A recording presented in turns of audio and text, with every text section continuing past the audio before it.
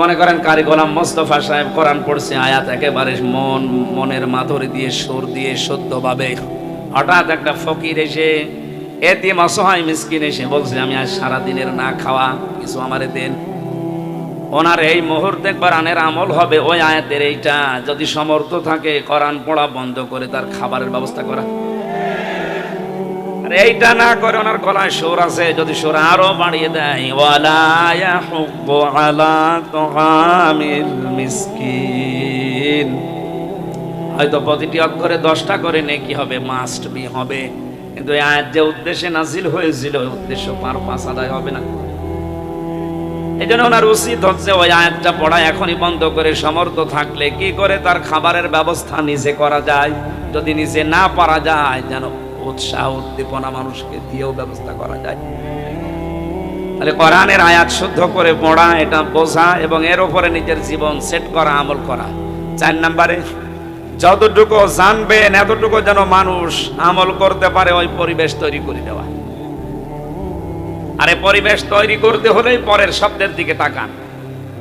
মান করাল কোরআন বলার পরেই নবীজি বললেন ফাস্তাজহারাহু, কোরআন পড়ার পরে কোরআনকে যারা এজহার করার চেষ্টা করে, এজহার মানে, আরে ভাই তো নুন সাকিন আর মিম সাকিনের কায়দা স্পষ্ট, এজহার মানে এখানে যেটা নবীজি জানাতে চেয়েছেন আমি 33টার উপরে অর্থ পেয়েছি এজহারের। এজহার মানে স্পষ্ট করা, এজহার মানে খুলে ফেলা, এজহার মানে প্রকাশ করা, এজহার মানে দাঁড় করানো, এজহার মানে কায়েম করা, এজহার মানে বিজয় করা। কোরআন যারা পড়বে আর কোরআনকে বিজয় করার জন্য যারা দুনিয়ায় চেষ্টা চালাবে। দ্বিতীয় পয়েন্টের শব্দের অর্থ করতে গেলে অনেক মানুষ না বুঝে মন খারাপ করতে পারে। এই যে না বুঝে যে মন খারাপ করতে পারে এই শব্দকে আমি বানালাম, বলেন 1500 বছর আগে কোরআনে কারিমে আল্লাহ জানিয়েছেন, হে নবী কিতাবুন উনজিলা ইলাইকা ফালা ইয়াকুম ফি সাদরিকা হারাজুম মিনহু লিতুনযিরা বিহি ওয়া যিকরা লিল মুমিনিন। আল্লাহ পাক বলেন এই একটা কিতাব যেটা আপনাকে আমি দিয়েছি, শুধু সোমা খাবেন আর মাথার উপরে রেখে দেবেন। বলেন ইয়াতের মূল লক্ষ্য যেটা আমি অনেকগুলো তাফসীর এক জায়গায় মিলিয়ে সমন্বয় করে যেটা আমার বুঝে এসেছে, দেখেন তো বাস্তবে মিলে কিনা।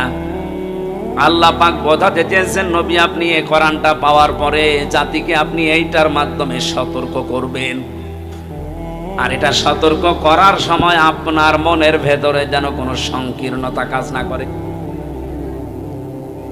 হারাজন শব্দের ব্যাখ্যা আছে 2টা।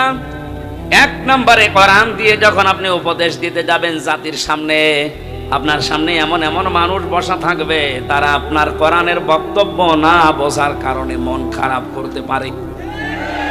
এ ধরনের মানুষ দেশে নেই।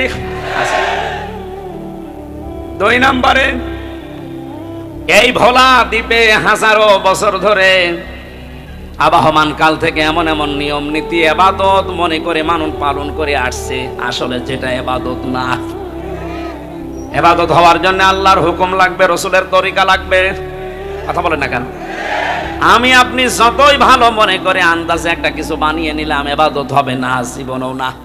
ইবাদত হওয়ার জন্য শর্ত হচ্ছে আল্লাহর হুকুম আর রাসূলের তরিকা। আমাদের দেশে অনেক জায়গায় আমরা এটা দেখি, আল্লাহর হুকুম হয়তো আছে কিন্তু রাসূলের তরিকা নেই, তরিকা আছে বাবার। জিকির একটা ইবাদত, আল্লাহর হুকুম আছে না নেই? উযকুরুল্লাহ, তোমরা আল্লাহর জিকির করো। এই শব্দটাকে সামনে রেখে কি কারণে, কিভাবে, কোন পদ্ধতিতে, কখন জিকির করবেন, এটা নিয়ম নীতি সময় এই পদ্ধতি জানিয়েছে রাসূলুল্লাহ। কথা বলেন না কেন? রাসূলুল্লাহর এই পদ্ধতি বাদ দিয়ে অনেকেই নিজের দরবার কেন্দ্রিক, বাবা কেন্দ্রিক পদ্ধতি আবিষ্কার করেছে। নবীজি আপনি যখন এটা বলতে যাবেন কোরআন দিয়ে, তখন দেখবেন ওই জামানায় কিছু মানুষ দেখবে না আমার বাবা, আমার দাদা, আমার পরদাদা করেছে এইভাবে, এ মোহাম্মদ নতুন করে কি বলে? তখন আপনার এই কথা মানতে চাবে না। শুধু মানতে চাবে না তা না, ওয়াইদা তুতলা আলাইহিম আয়াতুনা বায়্যিনাতিন তা'রিফু ফি ওয়ুজুহিল্লাযীনা কাফারুল মুনকার। আয়াতের ভেতরে দুইটা বিষয় আছে। কারি গোলাম মোস্তফা আর আমির হামজা, দুইটা বিষয় আয়াতের ভেতরে আমি বলছি। এক নম্বরে আয়াতুনা তুতলা আলাইহিম আয়াতুনা, যখন তেলাওয়াত করবে আপনাদের সামনে আল্লাহর কোরআন, এ পর্যন্ত উনি যেহেতু তেলাওয়াত করেন সংসদে পর্যন্ত, আন্তর্জাতিক বিভিন্ন অঙ্গনে সুরের ঝংকার তুলে কোরআনে কারিম তেলাওয়াত করে মুগ্ধ করেন।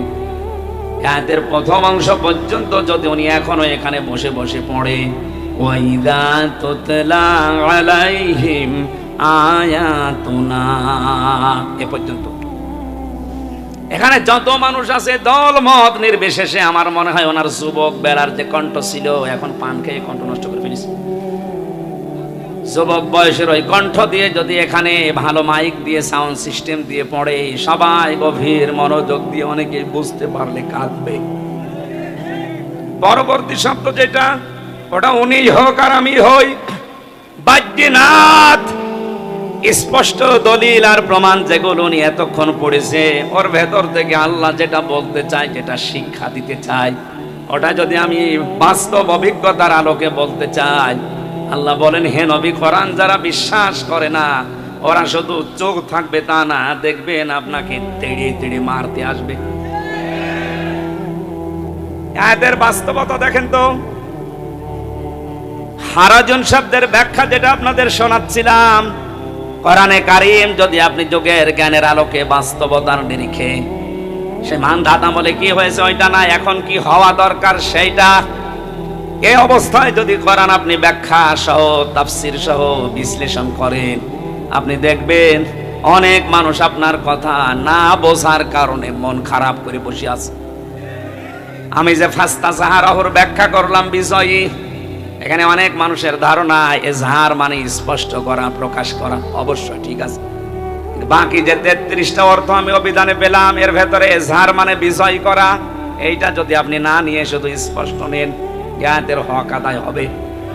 বলেন। কোরআন এবং হাদিসের যেই শব্দের অর্থ যেখানে সুন্দরভাবে সেট হয়, আপনাকে ওই জায়গায় স্থান কাল পাত্র ভেদে সেট করা লাগবে। আপনি যদি সেই 1500 বছর আগে, যখন কম্পিউটার ছিল না, মোবাইল ছিল না, ইন্টারনেট ছিল না, ওই সময় তাফসীর লেখা হয়েছে, ফামাইয়া আমাল মিসকালা যাররাতিন খায়রা ইয়ারা, এই আয়াতের তাফসীর আপনি অন্তত 1200 বছর 1100 বছর আগে যারা লিখেছে ওগুলো নিয়ে আসেন। ওখানে লেখা আছে, পৃথিবীতে কেউ যদি যাররা পরিমাণে ভালো খারাপ কাজ করে, কিয়ামতের দিন তাকে দেওয়া হবে। আপনি এইটা পাবেন। অন্তত 500 বছর আগের তাফসীরে এইটাই আছে। কিন্তু এখন আধুনিক তাফসীর যারা লিখছে, এখানে কিন্তু দেওয়া হবে কথাটা নেই, কারণ এখানে আতায়াতু নেই। আতা মানে দেওয়া, এখানে আছে কি র। র শব্দের শাব্দিক অর্থ হচ্ছে চোখ দিয়ে দেখা, আর নাজারা মানে গবেষণা করে দেখা। ভাই আজকে আসার সময় একটা গজল, আমাকে একটা গান শোনাচ্ছিলেন গাড়ির ভেতরে মাওলানাদের নিয়ে, যদিও আজকে উনি রিলিজ করার কথা বলেছেন, এখানে বলেন না কেন, বলতে পারতেন। হাজার হাজার ভণ্ড আলেমরে মুখোশ উন্মোচন হয়ে যেত। আমি যতটুকু শুনলাম, অনেক সুন্দর এবং বাস্তব ধর্মী, এটা গবেষণা করে করে বানিয়েছে, বাস্তবতার সাথে মিলে সব সময় চলাফেরা করে এই জন্য। সুতরাং নাজারা মানে ওনার ওই গজলটার যদি ব্যবহার করেন কেউ, তাহলে নাজারা দেওয়া লাগবে, ওটা গবেষণা ভিত্তিক। আর যদি কেউ চোখ দিয়ে কিছু দেখেন, ওখানে নাজারা না, ওখানে দেওয়া লাগবে র। ওখানে কি দেওয়া লাগবে? এখানে আল্লাহ রাব্বুল আলামিন ইয়ারা শব্দ দিয়ে জানিয়েছেন, আপনি কিয়ামতের দিন চোখ দিয়ে দেখতে পারবেন। দুনিয়াতে যদি যাররা পরিমাণে ভালো খারাপ কাজ যাই করেন, ভোলাবাসী একটু খেয়াল করে মিলান তো, 500 বছর আগে যখন কম্পিউটার তৈরি হয়নি, ইন্টারনেট ছিল না, ফেসবুক, মোবাইল, ভিডিও ক্যামেরা ছিল না, ওই সময় যদি কেউ তাফসীর করে মানুষকে বোঝাতো আপনি যা যা করছেন এগুলো কিন্তু ভিডিও ক্লিপ আকারে দেখানো হবে। আমার মনে হয় এই জমানায় কেউ বিশ্বাস করতো না, আর বলতো এ হামজা পাগল হয়ে গেছে। এই কথা বলেন না কেন? কারণ একটা জিনিস অতীত হয়ে যাওয়ার পর ওইটা যে আবার দেখা যায়, এই সিস্টেমই তখন মানুষের জানা। কিন্তু এখন এই ভিডিও ক্যামেরা হওয়ার কারণে এই যা হচ্ছে এটা যদি 20 বছর 50 বছর পরে আবার এইভাবে দেখতে চান, কোথায় আমি আঙ্গুল উঁচু করেছি এইটা দেখা যাবে না। কথা বলে না কেন? এই জন্য আল্লাহ আরো দিয়েছেন, এই পৃথিবীর ময়দানে আপনি কাউকে যদি চড় এভাবে উঁচু করেন, মারেননি, এভাবে উঁচু করেছিলেন, ওইটাও কিয়ামতে আপনি দেখতে পাবেন। এই জন্য স্থান কাল পাত্র ভেদে দিন যত যাবে, বাস্তবতার নিরিখে কোরআনের মুজিজা দিনের সাথে যত মিলবে তত আরো আশ্চর্য বের হবে। মানুষ কোরআন বিশ্বাস করা এবং বোঝা এ মানুষের জন্য সহজ হবে। আল্লাহ তাআলা বলেন, ইয়া আইয়ুহাল্লাযীনা আমানু লা তাত্তাখিযুল ইয়াহুদা ওয়ান নাসারা আউলিয়া বা'দুহুম আউলিয়াউ বা'দ। ঈমানদারেরা কখনো ইহুদি আর খ্রিস্টানদেরকে বন্ধুরূপে গ্রহণ করবা না, কারণ এরা একে অপরের বন্ধু। ওরা উপরে হয়তো কিছু বলতে পারে, কিন্তু ভেতরে ভেতরে পৃথিবীর মুসলমানকে টাইট করার জন্য সব রসুনের পেছনের মতো এক। হ্যাঁ, আমরা যে পজিশনে এখন আছি ওদেরকে একেবারে ছেড়ে দিয়ে আপনি সাগরে ডুব দেওয়া লাগবে, সাগরে ডুবে মরা লাগবে। এই জন্য আয়াতের কথা শেষের দিকে আল্লাহ জানিয়েছেন, আমা ইয়াতাবাল্লাহু মিনকুম ফাইন্নাহু মিনহুম ইন্নাল্লাহা লা ইয়াহদিল কওমাস সালিমিন। কেউ যদি তাদের দিকে ফিরে যায়, আল্লাহ তোমাদেরকে ওদের মতো বানিয়ে দেবে, জালেমদেরকে আল্লাহ পথ দেখান না। এটা আয়াতের বাংলা অর্থ ছিল। ওদের সাথে বন্ধুত্ব করা যাবে না একেবারে তা না, যতক্ষণ পর্যন্ত ওরা একে অপরের বন্ধু হিসাবে কাজ করবে ততক্ষণ ওদের সাথে বন্ধুত্ব করা যাবে না। আল্লাহর ঘোষণা ছিল এইটা। আজ আমরা বাস্তবে তো এইটাই দেখছি। কাশ্মীরকে যেভাবে অত্যাচার, জুলুম, নির্যাতন আর হত্যা করা হয়েছে, এই জায়গায় যদি আমেরিকা কথা বলতো তাহলে আমরা একটু কিছু না হলেও কিছু মানতে পারতাম। এই জায়গায় ইসরায়েলের বিপক্ষে কোনো অবস্থান তাদের নেই। আবার এয়ারবেস তৈরি করছে মায়ানমারের এদিকে, বাংলাদেশের সীমানার শেষে। প্রধানমন্ত্রীর শেষ কথা ছিল এইটা যে এয়ারবেস তৈরি করে আপনি কাকে হামলা করবেন। তার মানে ভেতরে অনেক কিছু লুকিয়ে আছে, যদিও সব কথা উনি বলতে পারেননি।